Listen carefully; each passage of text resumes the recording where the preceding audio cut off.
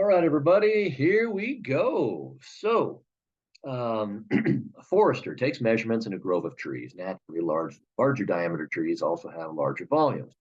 So the bigger, so let's say that's represents the thickness of the tree. So the bigger the diameter, the distance straight across through the middle of the tree, um, the more tree you have.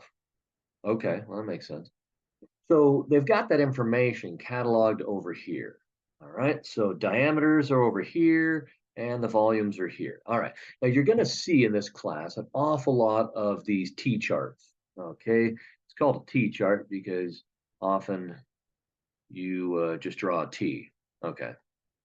Or it's also called an input output table. Now, whatever information is on the left side, we call that information our X information. Those are our X values, and the stuff on the right, the volume numbers, those are the Y values. So in this problem, diameter is X, volume is Y, and it's just left and right like that every time. Okay, so we're supposed to start off by making a graph of the data large enough to include a 13 centimeter diameter. Okay, notice the diameters that they give us only go up to 10.9. So we need to make sure we go a little bit further, go up to 13. Okay, and in the X direction. Now the Y direction, I don't know. Let's see. So it looks like they're getting bigger, bigger, bigger, bigger, bigger, bigger, bigger, bigger. They just keep getting bigger, and that's it. That makes sense. So if we're going to go all the way up to 13 centimeter diameter, I don't know. We need to go up to maybe 400, 500 cubic meters of volume, maybe. Again, I'm kind of winging it at this point. So it says go out and use some graph paper. It'll be super cool. All right. So let me, I'm not going to do this on graph paper, and that's okay. I hope that doesn't offend you too much. Let's see, let me go down to here, and we're going to shrink this thing down so that we can kind of see what's going on. Okay, and so I'm just going to do my best to graph this thing out, and all right, so first we have to draw our axes, X and Y axes. Okay. Let's see. And it's always a good idea to label them. So notice our X axis, that's our diameter. So I'm going to say, diameter or something. And then our Y axis, that's our volume. And so I'll just put V for volume, I guess, and that'll be super cool. And it'd be really great is if I changed up our colors. I want to do a different one. All right. Now, we need to put some tick marks along the X and Y axes in order to, know where we're at. Now, I don't want to do 7.2 on the X axis and then 7.4 and then 7.5, etc. Instead, I'd rather say, all right, these diameter numbers, boy, I don't know what's up with my throat today. These diameter numbers, they start at 7.2. Let's go, close to that, but a little lower. How about 7? Okay, so let's start at, at 7. And we need to go all the way up to 13. Okay, so 13 is where we're going to be stopping. And that's really cool. Okay. Now, it would be helpful if we had some tick marks in between. Let's see, 7 to 13, that's 6 centimeters. So that means right in the middle is going to be half 7 plus half of that. That'd be 10 centimeters. And then probably, we could throw in our 8 and our 9, I guess. There's nothing magical about the exact way I'm selecting these numbers. I'm just trying to get an idea, of where they are, so that when I plot this information, it's makes it easier. All right. Now, what about the volume numbers? Well, they start at 143, and they're probably going to go up to I don't know, maybe 500. So at 500 is my guess. I hope I'm right. Okay, and so we probably we could start with I'll just start at 100. How about that? And then that means the 2, 3, 4. Okay, so we need 200 about there, and 300 about there, and 400 about there. And I know it's not perfect, but if you do it on graph paper, it'll be better. And okay, so now it's time to start plotting the points. Okay, so let's see. Let's do. I think it lets me do stands. I'll do these cute little stars here. All right. So the first one is we're going to go in the x direction, 7.2, and then we're going to go up 143. So 7.2 is about, I don't know, about there. And then 143 is not quite halfway to the 200, so maybe about there. Okay. And the next one is 7.4, 157. So I'll go over to 7.4, which is just about 7.5, and then up to 157, and I'm about there. Again, we're not looking for perfection. That'll come later when we do all this on the calculator, which is not in this section. Next is 7.5, 168. So now we are halfway between 7 and 8. And so we're right about there. Okay, and then 7.7, 178. So 7.7 is going to be maybe about there, and then 178 is there. And then 7.8, 189. 7.8, 189. And they're going to start spreading out a whole lot more. Well, maybe not. Okay. And then 8, 199. 8, and that's basically about 200. Okay, and then 8.2, 212.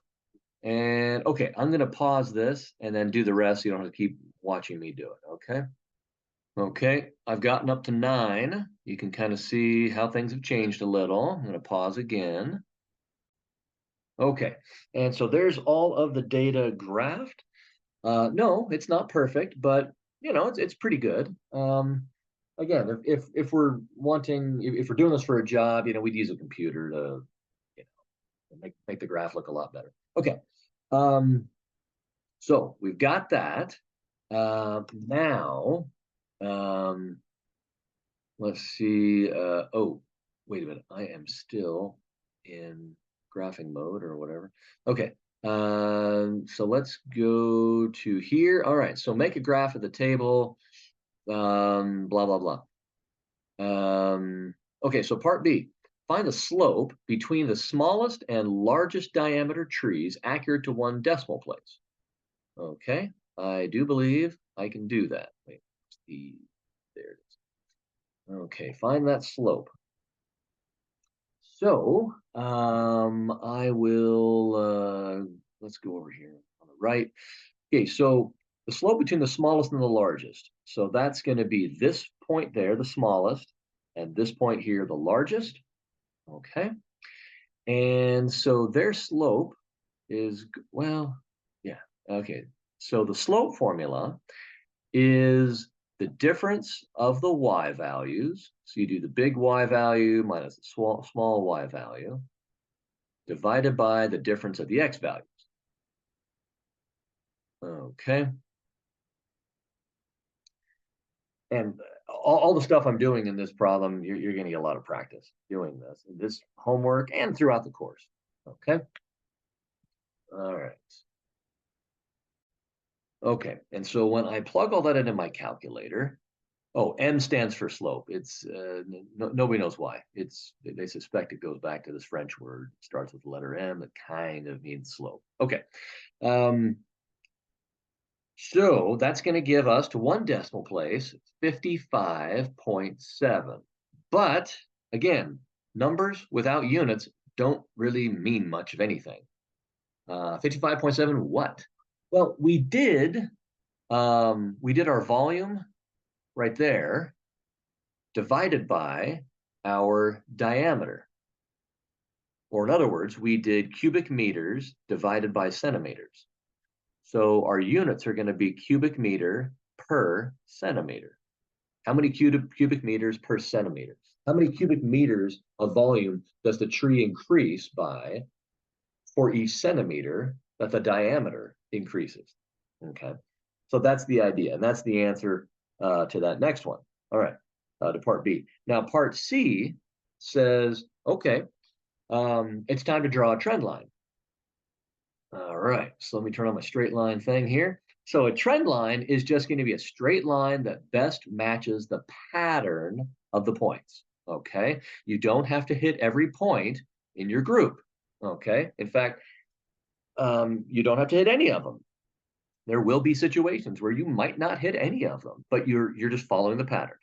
So I think we can agree that does not follow the pattern of the points, nor does that. But if I do, something like about there, that follows the pattern of the points pretty good. Okay. Now, that brings up an important issue. This video is extra long, I know.